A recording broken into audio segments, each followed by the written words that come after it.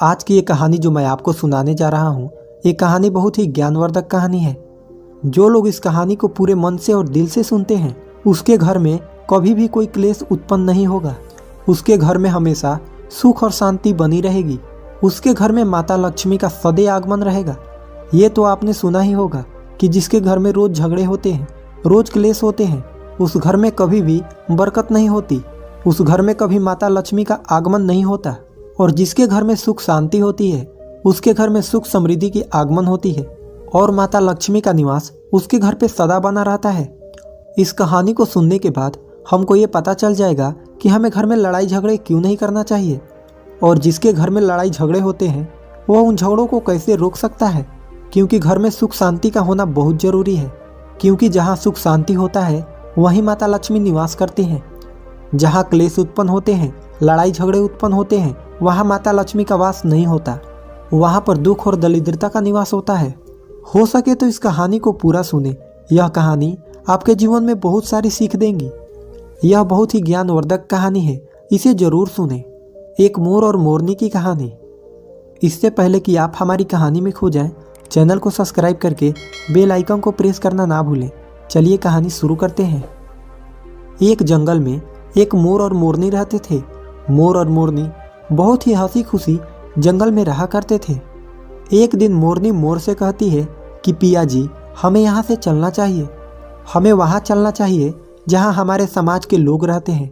काफ़ी सारे मोर और मोरनी रहते हैं, हमें वहाँ चलना चाहिए। मोर मोरनी से कहता है कि प्रिय, अगर हम वहाँ चलेंगे तो लड़ाई झगड़े होंगे।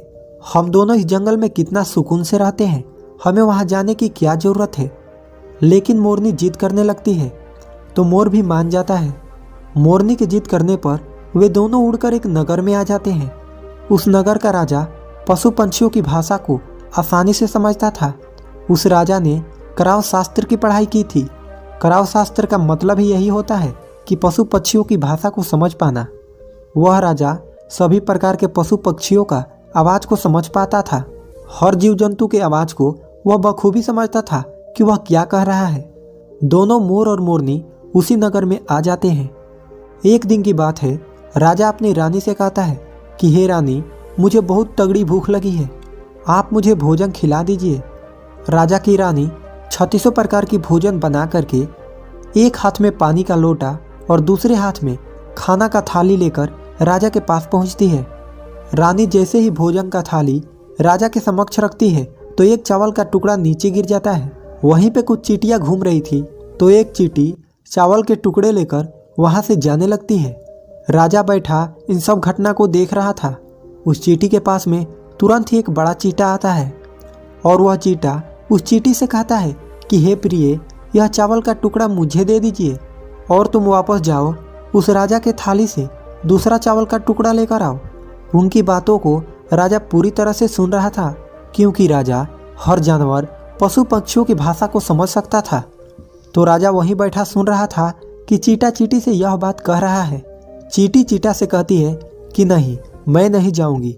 अगर ये बात राजा को पता चल जाएगी तो राजा मुझे मार देगा।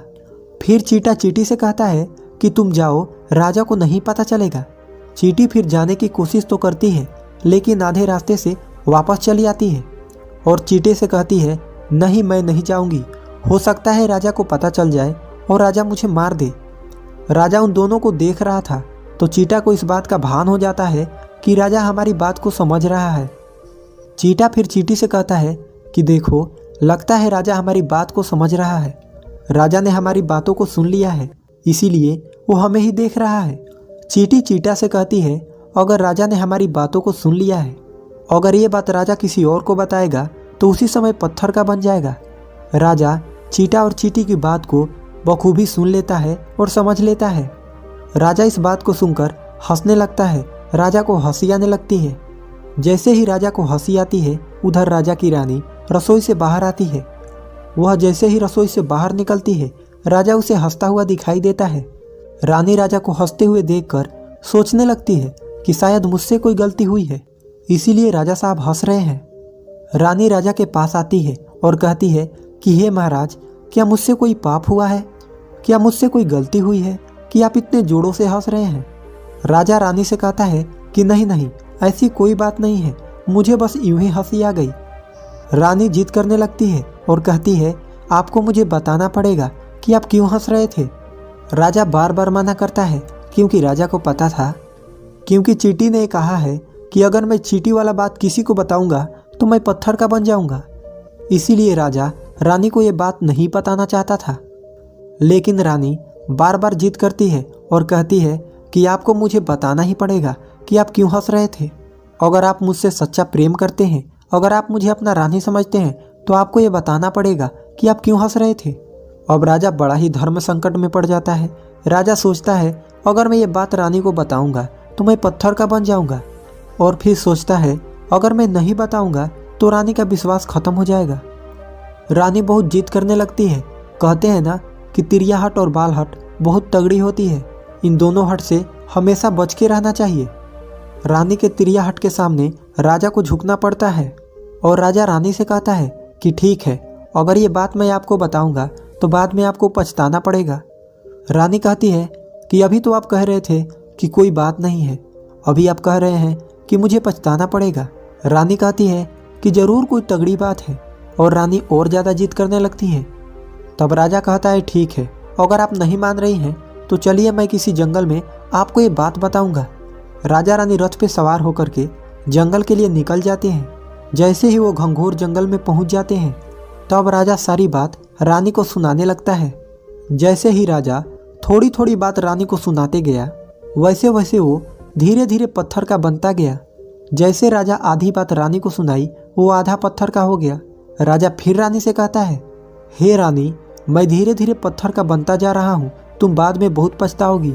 रानी कहती है कि हे राजा साहब, हे महाराज, थोड़ी सी बात बची है, आप उसे भी सुना दीजिए।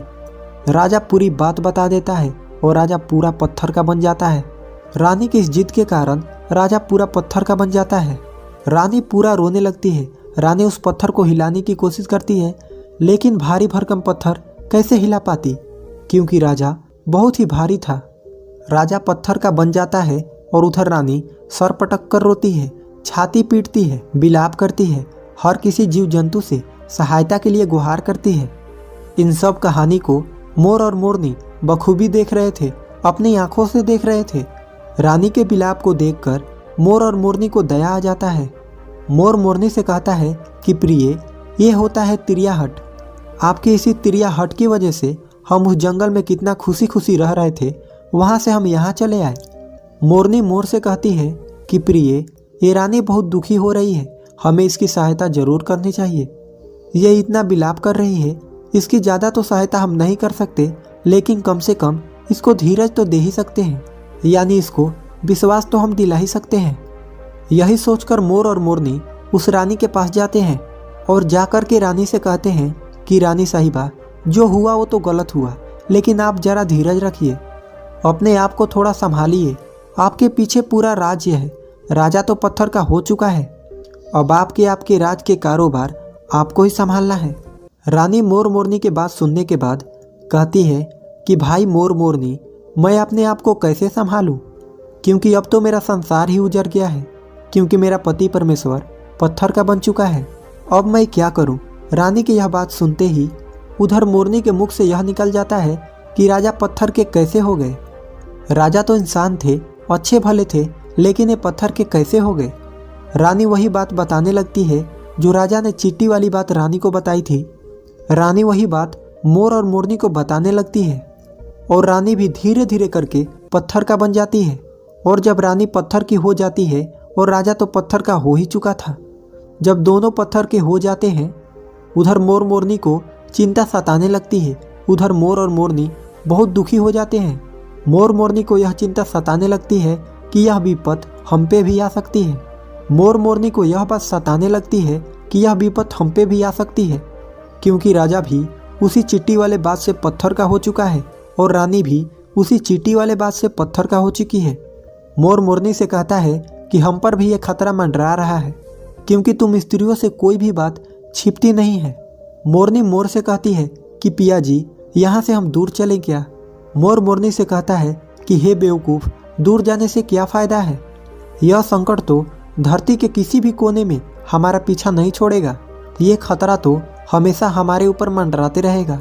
अगर जाने अनजाने में भी हमारे मुख से यह निकल गई तो हम भी पत्थर का बन जाएंगे। इसी बात को लेकर मोर और मोरनी बहुत दुखी हो जाते हैं, बहुत चिंतित हो जाते हैं। रात दिन उनको यह दुख खाया जाता। यह सोचकर वह ना भोजन करते और ना चैन से सोते।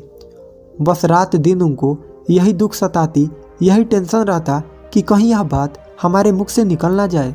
यदि हमारे मुख से यह बात भूल कर भी निकल गई तो हम दोनों पति पत्नी पत्थर का बन जाएंगे। यही सोचकर मोर ने दिमाग लगाया कि यदि मैं सारे चींटियों को ख़त्म कर दूं तो ये सब खत्म हो सकता है, क्योंकि सारा काराधारा तो चींटियों का है।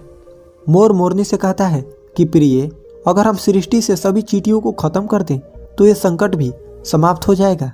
मोर मोरनी इस बात से राजी हो जाते हैं और सभी चींटियों को मारकर खाना शुरू कर देते हैं। मोर और मोरनी का इतना आतंक हो गया था कि सभी चींटियां डर के मारे और बिल खोद के धरती के अंदर जाके छिप गई। मोर और मोरनी ऐसी निगरानी रखते कि उन्हें जहाँ भी चींटी दिखती तुरंत दबोच लेते। कोई भी चींटी मोर और मोरनी के इस आतंक की वजह से बाहर ही नहीं आते थे। सभी चींटियों ने जमीन के अंदर अपना बिल बनाना शुरू कर दिया और जमीन के अंदर ही जाकर बैठ जाती। काफ़ी समय बीतने के बाद चींटियों को भूख सताने लगी, क्योंकि भोजन तो बिल में मिलता नहीं, भोजन तो बाहर मिलता है। अब जैसे भोजन लेने के लिए चींटी बाहर आती, मोर उसे दबोच लेता और उसे जान से मार देता।